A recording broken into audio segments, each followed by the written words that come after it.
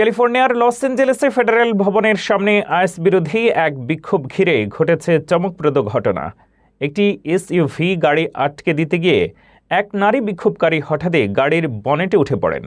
ঘটনাটির video viral হয়ে সামাজিক মাধ্যমে তুমুল বিতর্ক তৈরি করেছে।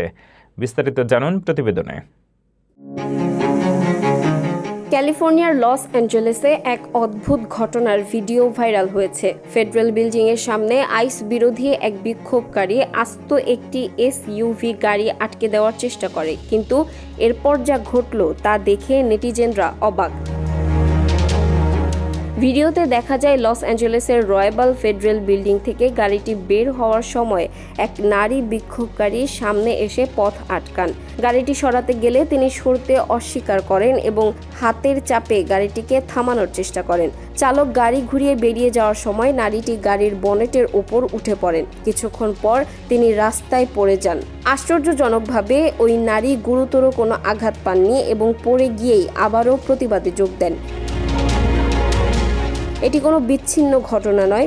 সাম্প্রতিক সময়ে রয়্যাল ফেডারেল বিল্ডিংয়ের সামনে বিক্ষোভগুলো ক্রমাগত সহিংস হয়ে উঠছে। গত জানুয়ারি ও ফেব্রুয়ারিতেও সেখানে বিক্ষোভকারীদের সাথে পুলিশের সংঘর্ষ হয়েছিল।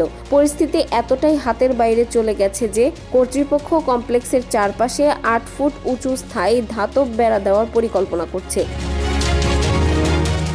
ফেসবুক ও টুইটারে এই ভিডিওটি ছড়িয়ে পড়ার পর সোশ্যাল মিডিয়ায় মিশ্র প্রতিক্রিয়া দেখা যাচ্ছে। অনেকে ওই নারীর এমন দায়িত্ব জ্ঞানহীন প্রতিবাদের তীব্র সমালোচনা করছেন, আবার কেউ কেউ একে চরমপন্থা হিসেবে দেখছেন।